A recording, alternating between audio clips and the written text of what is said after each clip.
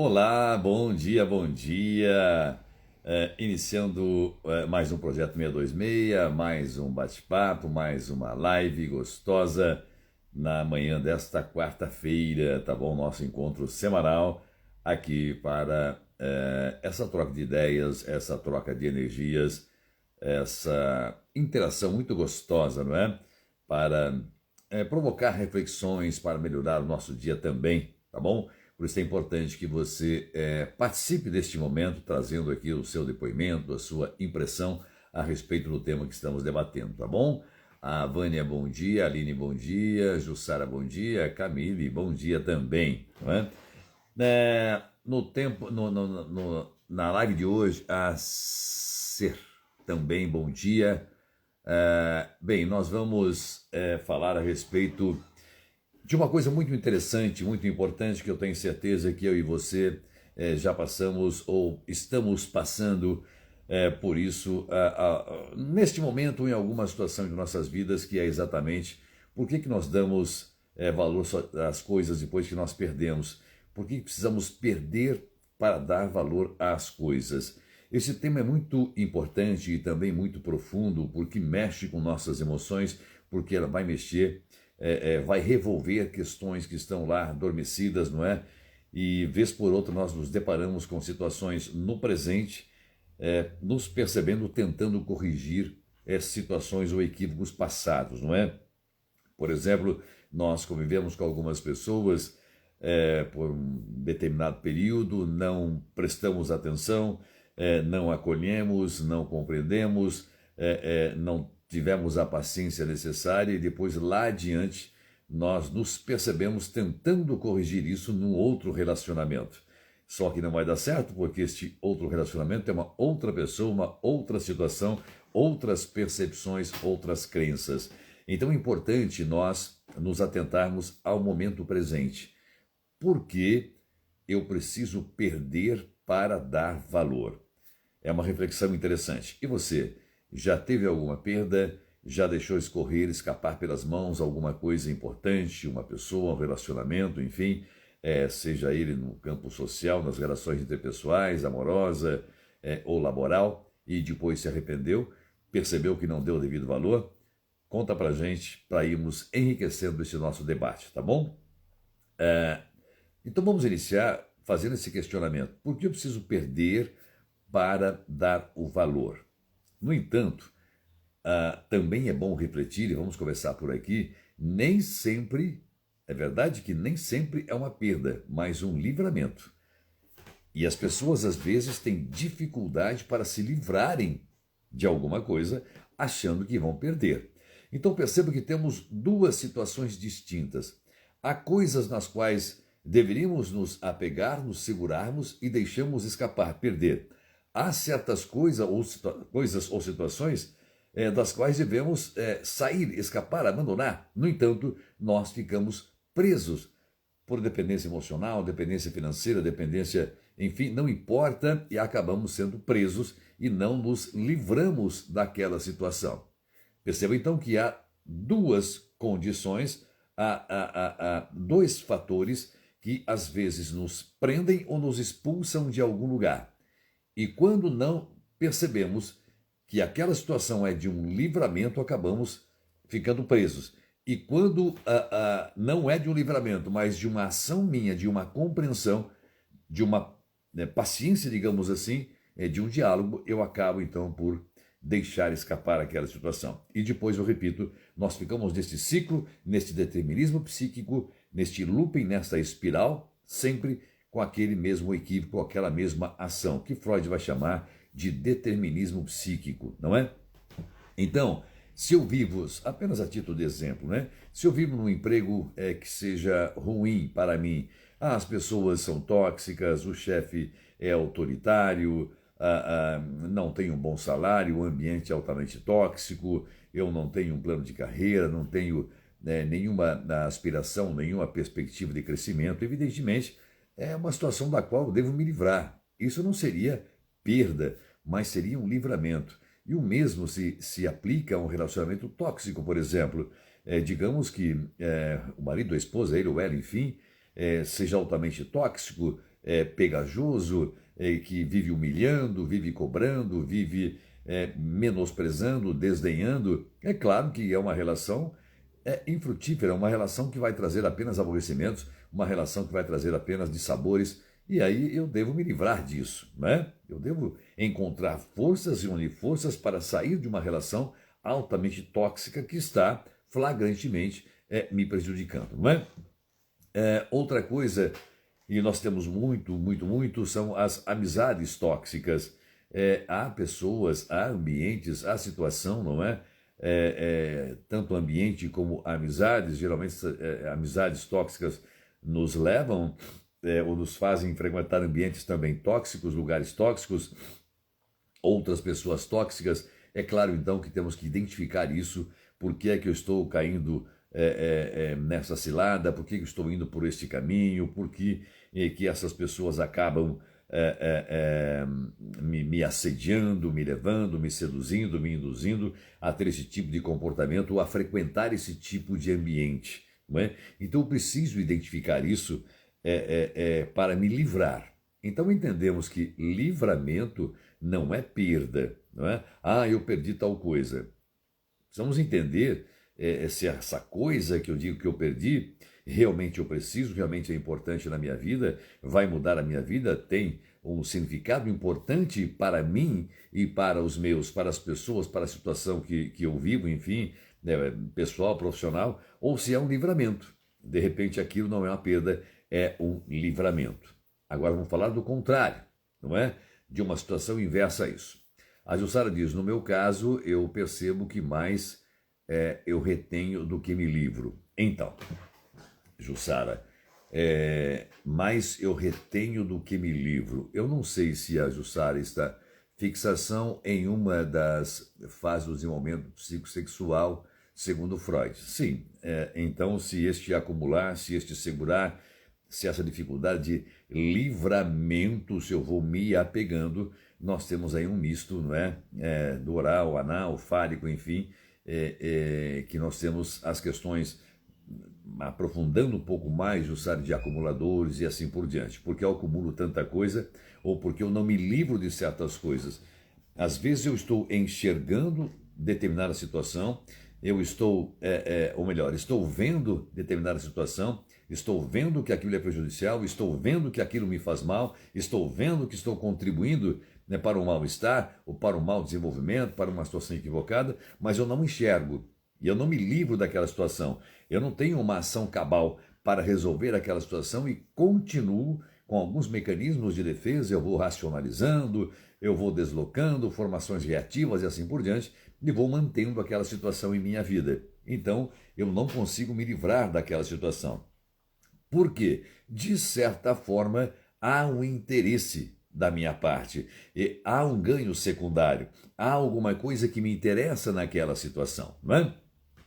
A Camille diz, a lei do menor esforço, preferimos nos manter no conhecido do que iniciar um novo caminho. Camille, isso é muito importante. Obrigado, Camille. É verdade. Camille também é psicanalista, não é? É verdade, é verdade. A lei do menor esforço. Nós, às vezes, não queremos enxergar aquilo que estamos vendo. Não queremos escutar aquilo que estamos ouvindo. E nós, através de mecanismos de defesa, nós preferimos ficar cegos, surdos e mudos, fingir que aquilo não acontece. Por quê? Porque senão eu vou ter que me esforçar, eu vou ter que planejar, vou ter que mudar, vou ter que ser determinado, me comprometer com essa mudança, e a mudança implica em muitos temores, em muitos medos, não é? E por isso eu mantenho-me naquela situação tóxica, naquela situação ruim, terrível, que me traz uma tristeza. Embora, para quem é psicanalista ou tem um mínimo conhecimento da psicanálise, sabe que às vezes suportamos a toxicidade porque há ali um ganho secundário, não é? Ou gozo na dor, como diz Jacques Lacan. A Vânia diz o seguinte, eu também mais retenho do que me livro. Então, Vânia, olha só, já temos duas situações aqui idênticas, eu mais retenho do que me livro destas situações. É claro que há uma certa peculiaridade, nós precisaríamos nos aprofundar e entender o que é que eu estou retendo. Por que eu retenho a dor? Por que eu retenho a toxicidade? Por que eu opto por me manter numa relação tóxica, numa amizade tóxica, num emprego tóxico, numa relação amorosa tóxica, ao invés de me livrar disso? Será que eu tenho a consciência, a compreensão de que perder não é livrar-me, ou que livrar-me não é perder? Será que eu tenho uma visão clara daquilo que eu quero? Nós temos esse eu ideal, este eu que eu construo ao longo da minha vida para conviver nesse ambiente, para suportar as pressões, para suportar o dia a dia, enfim, este eu que aqui está, o eu ideal. No entanto, nós temos o ideal do eu. É aquilo que planejamos, aquilo que queremos, aquilo que sonhamos, aquilo que vislumbramos, aquilo que buscamos, digamos assim. Sempre haverá um caminho a ser percorrido, né? Eu sempre trago isso aqui. Aquilo que eu quero, às vezes é possível, depende de mim, mas há um caminho a ser percorrido. Como disse a Camila, além do menor esforço, às vezes eu não quero percorrer esse caminho. Eu quero ficar, de certa forma, com a bunda na cadeira aqui, porque eu conheço, eu estou sofrendo, mas eu conheço o meu espaço. Eu conheço a dor da picada da formiga, da picada da abelha, eu sei que aquela cobra não vai me picar, eu sei que... Eu me acostumo com esse emaranhado de situações difíceis, tristes, e acabo não saindo desse lugar. Mas continuo bradando. Porque não está bom, porque eu não queria esta vida, porque eu não queria viver a situação, porque eu queria mudar. Olha só, é muito comum aqui na clínica nós ouvimos, não é? Eu sonho tanto em ter uma vida diferente porque esta situação ela é ruim para mim e blá, blá, blá, blá. Mas eu não vejo uma ação efetiva para sair disso. Sabe mais ou menos a zona de conforto, a tele infinita luz, exato. A Vânia também diz exatamente, não é? Na verdade, nós nos habituamos a isso. O hipocondríaco, por exemplo, é aquele que é expert, né? Conhece tudo sobre medicamentos, sobre doenças, você nunca vai ganhar dele. Ele sabe tudo, né? E chega até a sentir aquilo que ele fala. Mas por que convém a ele o hipocondríaco, o hipocondrismo? Porque vamos imaginar a seguinte situação: ele chega em casa, meu bem, não estou legal hoje, estou com dor de cabeça, o meu estômago não está bem, eu estou com uma certa azia e tal, tal. O parceiro ou a parceira vai colocar no sofá, vai colocar uma mantazinha para ele, vai fazer, quer que eu faça uma canja de galinha para você, o carinho, o afago, o abraço. Você percebe que então estar doente, eu tenho um ganho secundário. Quer dizer, eu tenho o afago, o carinho, a manta, o caldinho de galinha, a canja e tal. Então isso, de certa forma, me traz um conforto. Eu digo que estou doente, eu opto por reclamar, por manter-me em algum lugar para ter uma recompensa, que chamamos de ganho secundário, porque o ideal é não sentir-se, não estar neste lugar de sofrimento. No entanto, eu não tenho nenhuma ação efetiva para sair deste lugar que eu reclamo às vezes. Então, entender o que é perda e o que é livramento é uma questão consciente, não é? Professor, mas nós temos muitos comportamentos, o próprio Freud vai dizer que nossos comportamentos, eles são inconscientes. Nós somos levados pelo inconsciente, o inconsciente que nos remete a este ou aquele lugar, que nos facilita, que nos projeta ou que nos impede de tomar decisões. Sim, é verdade, é verdade. O Freud deixou isso muito claro, que é o inconsciente, ai daquele que pensa que é movido pelo próprio consciente. É o nosso inconsciente. Mas, porém, todavia, contudo, nós temos que entender que questões inconscientes nos trazem a esses comportamentos presentes. Mas, quando eu torno consciente essas questões, quando eu tomo consciência disso, quando eu fico ciente desta situação, eu estava agindo desta forma por causa disso, disso, disso, porque minha criança foi oprimida, minha criança recebeu muito dedo no nariz, você não sabe, você não é incompetente, você é burro, você começa as coisas e não termina, porque o seu priminho é muito melhor na escola, porque você é isso, você é porco, você é sujo, você não sabe nada, tem que fazer tudo por você. Olha que discurso repleto de informações, de traumas que vão tornar um adulto absolutamente inerte, sem tomar decisões. Ok, sem saber tomar decisões, porque ele não sabe, ele é um imprestável, disse a mamãe, disseram a mamãe e o papai. No entanto, quando no processo de análise pessoal eu torno isso consciente, eu trago para a consciência compreendo que a minha criança viveu isso, compreendo que a minha criança sofreu muito com isso, que a minha criança foi oprimida, que minha criança foi cerceada, foi bombardeada, eu trago para a consciência, eu devo então tomar algumas atitudes. Quando as questões estão inconscientes, ok, estão inconscientes. Mas quando eu torno consciente, o que é que eu vou fazer com isso? Eu preciso de alguma forma me movimentar. Eu preciso de alguma forma sair deste lugar, desta zona de conforto, como diz aqui o Ateliê Infinita Luz. Ou deixar de viver aquela lei do menor esforço. Eu tenho que tomar alguma atitude. Eu devo fazer alguma coisa para sair deste lugar, porque afinal de contas agora eu estou consciente. Eu tenho consciência disso. Muitos perguntam durante o processo de análise pessoal, tá bom, agora eu sei, o que eu vou fazer com isso? Agora que eu compreendi, o que é que eu vou fazer com isso? Como se o analista, o psicanalista, o psicólogo, o psiquiatra tivesse a solução, tivesse a resposta. Não, nós não temos a resposta. Nós podemos indicar alguns caminhos, nós podemos auxiliar, podemos e devemos e fazemos isso. Nós ajudamos o nosso paciente, o nosso analisando, a encontrar a solução que está dentro de sua própria cabeça. Às vezes nós sabemos, nós já estamos enxergando a dificuldade do nosso paciente, estamos enxergando aquilo que o impede de tomar uma decisão. Nós auxiliamos o nosso paciente a fazer isso. Não é fácil lidar com traumas, não é fácil lidar com as incertezas, não é fácil enfrentar a dificuldade de tomar decisões, não é fácil eu me desapegar dessas coisas, como disseram aqui a Vânia e a Jussara, que eu mais retenho do que me livro, não é?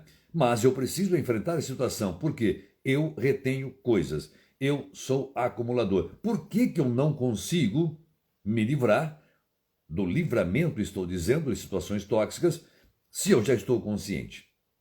Digamos, há 2 anos atrás eu tive uma fratura exposta nesse braço, nessa mão aqui, não é? E não foi fácil. E uma das coisas que me marcaram é essa aqui, ó. Essa bolinha aqui, eu já falo já da bolinha, deixa eu ler aqui a Camille. Trazendo para o consciente, também conseguimos administrar melhor nossas emoções e, portanto, entender que o sofrimento pode fazer parte da mudança. Camille, é exatamente isso, Camille. Um beijo para você, minha querida. É exatamente isso. O sofrimento não pode fazer parte. Ele faz parte, Camille. Toda mudança vai exigir um esforço, vai exigir uma certa coragem, uma certa ousadia. Eu vou sair daquele lugar. Então, este esforço realmente vai causar sofrimento. Se não o sofrimento físico, um cansaço, o calo das mãos, como nós falamos, não é? Um sofrimento emocional, porque a própria dúvida da mudança, não há mudança sem sofrimento, não há mudança sem dor, não há mudança sem coragem, não há mudança sem que eu compreenda que se eu estou triste neste lugar e eu quero mudar, eu preciso enfrentar, e o próprio enfrentar esta mudança vai me trazer um desconforto, um sofrimento.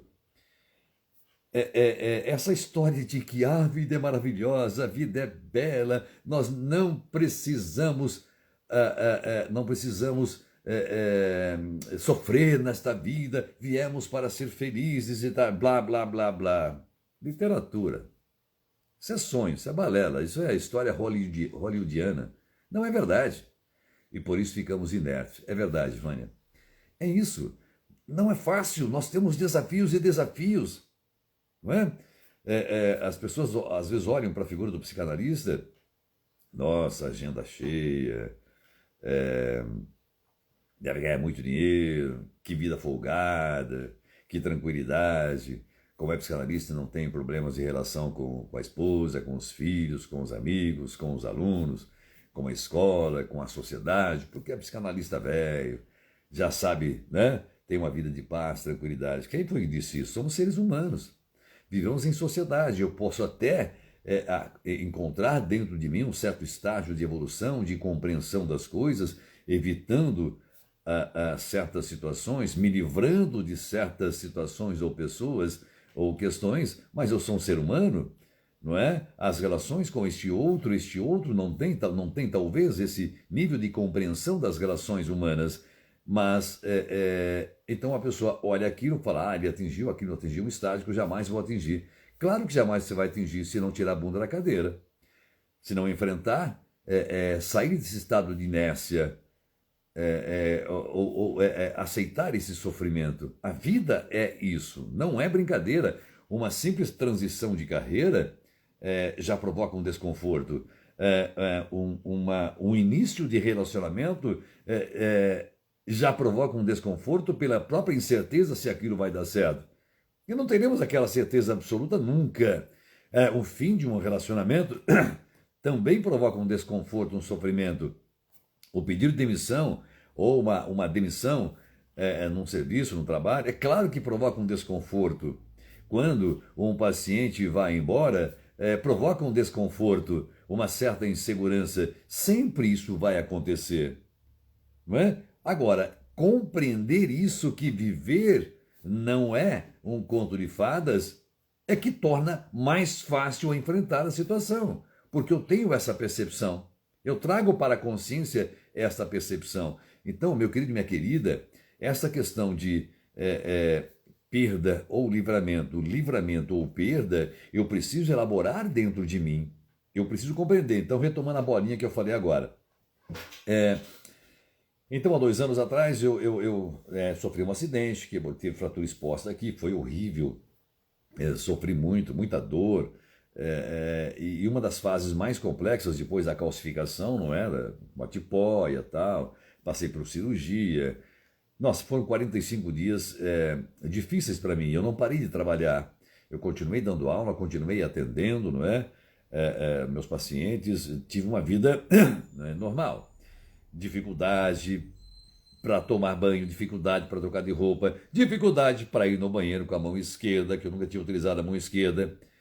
Para fazer tudo, não é? Aquele saquinho aqui e tal. Ou eu enfrentava, ou eu chorava, ficava sentado, não é? Até desenvolvi uma habilidadezinha com a mão esquerda, não é?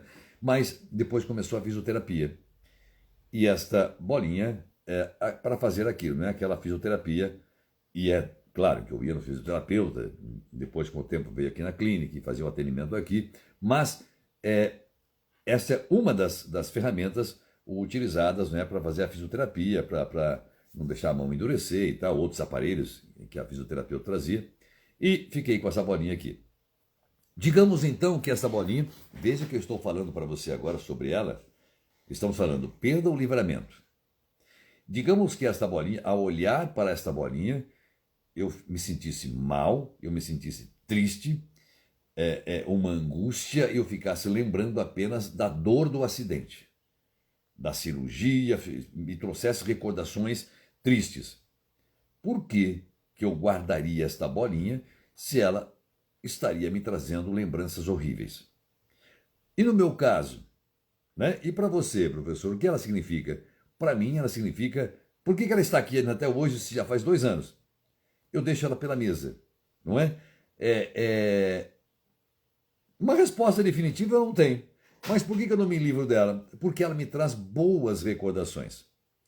Eu me lembro da prudência que eu devo ter. Olha, quando a moto estiver parada naquela posição, não queira sentar mais nela que ela vai te derrubar. E se a moto for cair, foi uma moto parada, né? Moto parada. Não tente segurar, porque ela é pesada demais. Você não vai conseguir. Né? A fisioterapia dói muito. Quem já fez fisioterapia que sabe que é uma dor danada, não é? E você tem que esforçar-se muito, tem que aceitar. Então ela me traz boas recordações, me acende o estado de alerta, cuidado. Cada vez que me aproximo de uma moto, por exemplo, eu gosto de moto, né, de passeios de moto, sempre vem o alerta. E ela está sempre aqui.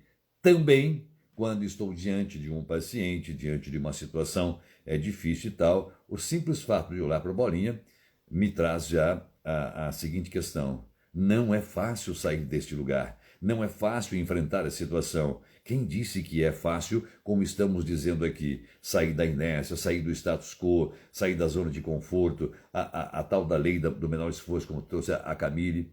E é isso. É exatamente isso. Então, para mim, não traz más recordações. Se eu ficasse triste, choroso, eu deveria me livrar disso. Se eu fico triste, choroso e não me livro disso, sim, há uma questão importante que eu tenho que levar para a minha análise pessoal, porque eu me prendo a tudo aquilo que me traz tristeza, não é? Símbolo de um aprendizado. Sim, Camila, exatamente isso.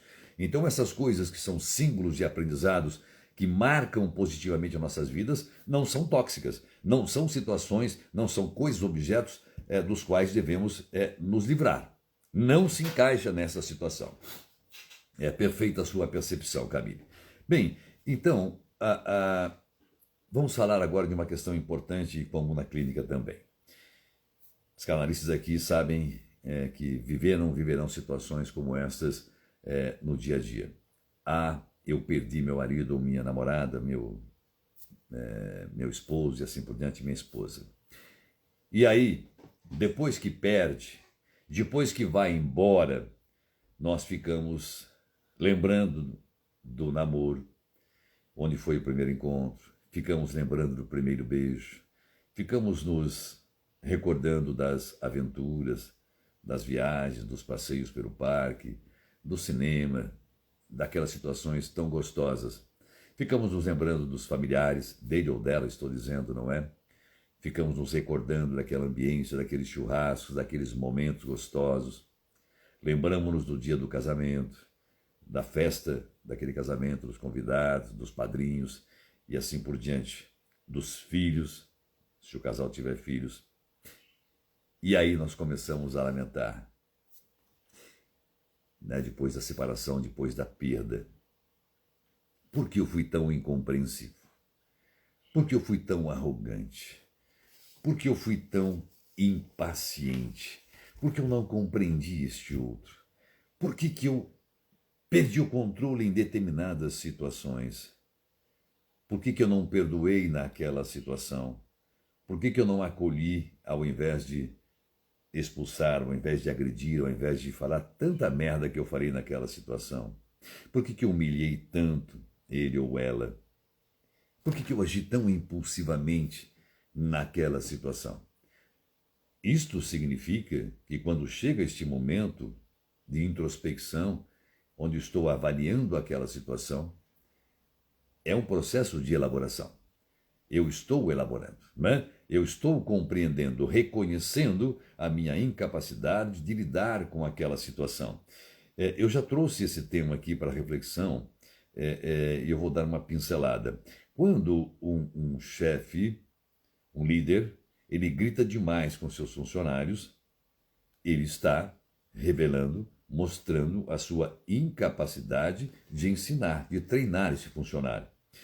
Assim, quando como uma mãe, um pai grita demasiadamente com seus filhos, ele está revelando a incapacidade de educar, não é? Então, quando eu começo a perceber, começo a me arrepender de situações que eu perdi, de situações que eu desisti, em que eu fugi, que me acovardei, eu começo a compreender que eu fui incapaz de lidar com aquela situação. Será que então agora vai para refletirmos, na relação que você está vivendo agora, não necessariamente amorosa, qualquer relação, especialmente as relações amorosas, não é? Nós temos muitos casos aqui de relações tóxicas, terapia de casal, enfim, nós estamos há muitos anos e lidamos com isso com muita frequência, não é? Como dar certo no casamento, o que evitar, enfim, como conviver a dois, são as relações, não é? Entre as pessoas. Bem, o que fazer? Eu estou pensando, estou meditando então depois que eu perdi. Caramba! E geralmente eu tento outras relações que não dão certo. Por quê? Porque como eu me arrependi, como eu perdi, como eu compreendi a minha incompetência de lidar com aquela situação, a minha incompreensão, a minha impaciência, eu vou tentar inconscientemente reparar isso noutra pessoa, noutro relacionamento. E nunca vai dar certo, porque aquele conteúdo não está no outro, está aqui, dentro de mim, no meu inconsciente, na minha consciência, da merda que eu fiz, lá com ela, não é? Não com outra pessoa. E eu tento a reparar, e começo e tendo a persistir a entrar neste looping, nesta espiral, né? Ou nesta repetição, digamos assim. É por isso que eu preciso elaborar muito bem essas questões, me conhecer. Quem foi que disse que a relação entre duas pessoas é fácil? Quem foi que disse que é um conto de fadas? Vamos ver se aqui. Você, ele ou ela aqui, escreva aqui. A minha relação é perfeita. Nunca brigamos, nunca desentendemos, nunca tivemos atrito. Não existe. Porque somos seres diferentes. No entanto, a maturidade que devemos buscar é saber lidar com essa diferença. É saber lidar com o adverso. É saber compreender este outro. É aprender a ceder em determinadas situações. É estabelecer um diálogo saudável, sadio entre essas duas pessoas, para que ambos consigam construir a relação. A relação depende de ambos que a vivem. Não dá para esta relação ser construída apenas a partir dos meus desejos, minhas vontades. Senão, estarei desrespeitando este outro, estarei fazendo com que esse outro sucumba aos seus valores, suas crenças, aos seus gostos. Então, construir esta relação exige um esforço descomunal. E não é fácil. Então, essas desavenças do dia a dia, nós temos que ser inteligentes o bastante para entender que há uma briga hoje, eu procuro entender um desentendimento amanhã e ao longo do tempo, tal qual o tempero da salada, não é? Ninguém sai por aí bebendo vinagre, ou azeite, ou comendo sal. Mas se misturar tudo isso com alface, tomate e cebola, fica agradável. Assim são as questões, estes atritos entre casais. Nós temos que aprender com eles, não guardar mágoa. Nós temos que crescer com eles e não aquele desejo de se vingar. Entende? Porque se eu estou numa relação, há um atrito qualquer, eu finjo que perdoei, eu finjo que entendi, finjo. Para a psicanálise é reprimo.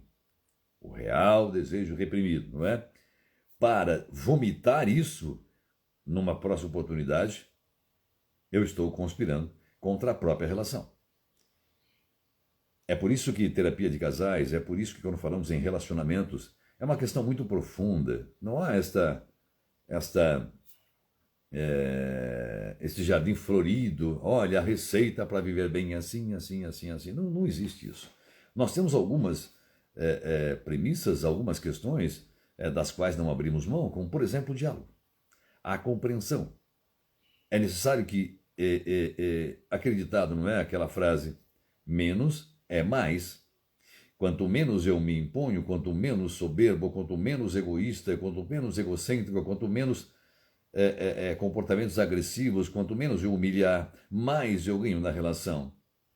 Eu não preciso ser tudo isso, eu não preciso ser prepotente, porque afinal de contas, do outro lado, há também uma outra pessoa que também vai ceder, que também vai perdoar, que também vai trabalhar para construir esta relação. Não é? É como costumo dizer, uma relação é o seguinte, é como se fosse aquele esteio de uma casa de índio, né? Aquele pilar central que existe, um único pilar aqui, e toda aquela construção, não é? Vamos chamar isso de relação. Todas as pessoas se abrigam, convivem debaixo desta relação. Assim é um casal, duas pessoas. Eles devem se esforçar para manter esta relação. O que a relação precisa para que sejamos felizes? O que essa relação precisa para que formemos uma família? O que essa relação precisa? Então, ter este olhar para a relação e não para mim, eu vou levar vantagem dessa relação. Não vai dar certo. Eu preciso contribuir para que a relação dê certo. Ótimo, aí sim. Se eu olhar para aquela relação, para o meu emprego, para a minha amizade, para o meu marido, para a minha esposa, querendo apenas levar vantagem, que eu me beneficie daquilo, está fadado ao fracasso. Não vai dar certo. Eu tenho então que dar a minha parcela de contribuição para que a relação se sustente. E quem disse que é fácil? Não é fácil. Como disseram vários participantes aqui, exige esforço. Tenho que sair do status quo. Eu tenho que me movimentar. Eu tenho que me mobilizar. Eu tenho que me municiar de muita coragem, de muito esforço para enfrentar este percurso. Afinal de contas, se está ruim, se eu estou dizendo que está ruim, se eu estou dizendo que não está bom, por que eu vou permanecer? porque eu quero me agarrar nisso, eu vou reter esse sofrimento, reter esta dor. Porque eu não quero me livrar. Porque eu acho que é perda. Se eu acho que é perda, eu estou com algum tipo de transtorno de dependência. Não é? Emocional, afetiva, enfim, e tal, financeira, alguma coisa assim. Onde eu confesso a minha incapacidade de lidar com aquela situação. Sim, é preciso tirar a bunda da cadeira, é preciso enfrentar, é preciso ter muito comprometimento consigo mesmo para vencermos certas situações. Não é fácil. Não adianta, todos nós temos traumas na vida. Todos nós, como diz o Freud, ninguém escapa do complexo de Édipo. Não adianta, meu querido, minha querida, não sei, papai e mamãe nunca vai sair da cabeça.